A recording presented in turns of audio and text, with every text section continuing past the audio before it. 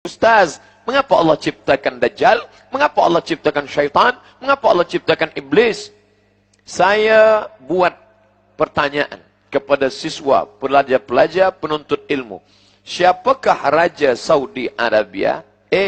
Sulaiman, B. Salman, C. Ahmad, D. Muhammad. Maka pelajar akan menjawab satu di antara empat. Dia kena pilih.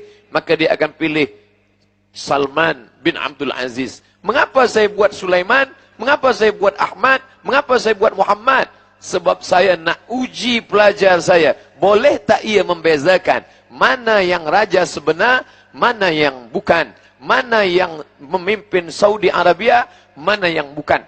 Maka makna daripada Allah ciptakan Dajjal supaya manusia lulus daripada ujian, membezakan mana yang hak, mana yang batil. Maka datang syaitan, la'atiyannahum min baini aydihim, aku akan datang dari hadapan, wa min khalfihim, dari belakang, wa an aymanihim, dari kanan, wa an syama'ilihim, dari kiri, fala tajidu aktsarahum syakirin. Dia datang, dia goda manusia, tapi manusia juga diberikan kekuatan. Wa nafsi wa ma sawwaha, demi jiwa dan penciptaannya, fa alhamaha fujuraha, Allah berikan jalan fujur, jalan tak baik, jalan batil, wa taqwaha, Allah berikan jalan takwa. Manakala kita mendapat maklumat bahawa malam ini akan ada tazkirah di masjid yang kita muliakan, kita banggakan, maka dalam hati kita berfikir, datang atau tidak datang, dengar atau tidak dengar, hadir atau tidak hadir. Tapi seorang hamba melawan hawa nafsunya, melawan keinginannya. Kata syaitan, duduklah engkau, tenanglah engkau. Tapi malaikat berbisik, datanglah engkau. Bila engkau hadir di majlis ilmu, majtama'a qaumun fi baitin min buyutillah, sekelompok hamba berkumpul di rumah Allah, yatsluna kitab Allah, membaca ayat-ayat Allah, wa yatadarasunahu fima bainahum, mengkaji isinya. Duduk berkumpul di rumah Allah, membaca ayat-ayat Allah, mengkaji isinya. 3 yang dilakukan manusia, 4 balasan Allah Subhanahu wa taala. Nazalat alaihimus sakinah, turun ketenangan ke dalam hati. Haffat bihimul malaikah, mereka dikelilingi oleh para malaikat. Wa ghasyat bihimur rahmah, mereka diliputi rahmat Allah.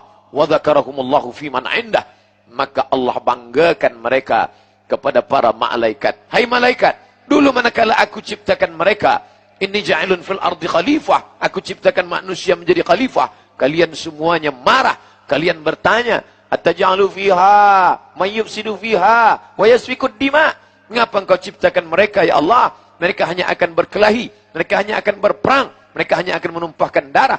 Tapi saksikanlah wahai para malaikat, malam ini di tengah kesibukan mereka, di tengah letih penat mereka mencari nafkah, tapi masih sempat meluangkan masa berkumpul di rumahku, berzikir mengingatku, mengkaji ayat-ayatku, mendengarkan tazkirah hambaku.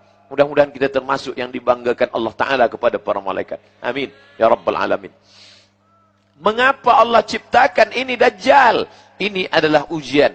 Ahasiban nasu ayyutsraku, apakah manusia itu menyangka mereka ayyutsraku, dibiarkan begitu saja? Ayyaqulu amanna, mereka berkata kami beriman. Wahum la yuftanun, padahal mereka belum diuji. Fatana, ujian. Bila kita menemukan batu, kayu hitam, kita tak tahu apakah ini sampah atau ini emas. Kalau emas, maka dia mesti fatana, diuji. Menguji emas, dibakar dia dengan api. Manakala kita bakar dengan api yang amat sangat panas, meleleh, hilang hitamnya, tanpa cahayanya, berarti dia emas. Sedangkan manusia diuji dengan kematian anak, maka saat itu dia bersabar. Diuji dia dengan harta, maka dia bersabar. Diuji dia dengan kehilangan, maka dia tetap bersabar. Tapi manakala diuji dia dengan Dajjal, saat itu dia tidak termasuk orang-orang yang lulus ujian Allah Subhanahu wa taala. Apakah Ustaz Abdul Samad yang memberi tazkirah tentang Dajjal itu lulus daripada najah, berhasil daripada Dajjal? Belum tentu lagi. Kita tetap berdoa kepada Allah. Kita tak angkuh dan sombong dan berkata, mana Dajjal itu? Aku lulus daripada ujian Dajjal. La yadkhulul jannah, tak masuk surga. Man kana fi qalbihi, sesiapa sahaja yang dalam hatinya mithqala habbatin min khardalin min kibrin, ada sombong sebesar biji sawi, angkuh, semua kerana pertolongan Allah. Andai anak kita yang lucu dan cantik dipuji oleh orang, oh comelnya anak ni, kita berkata Alhamdulillah.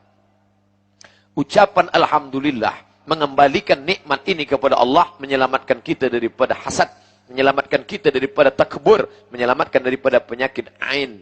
Sebab daripada ain muncul daripada sifat angkuh sombong, sifat iri dan hasad.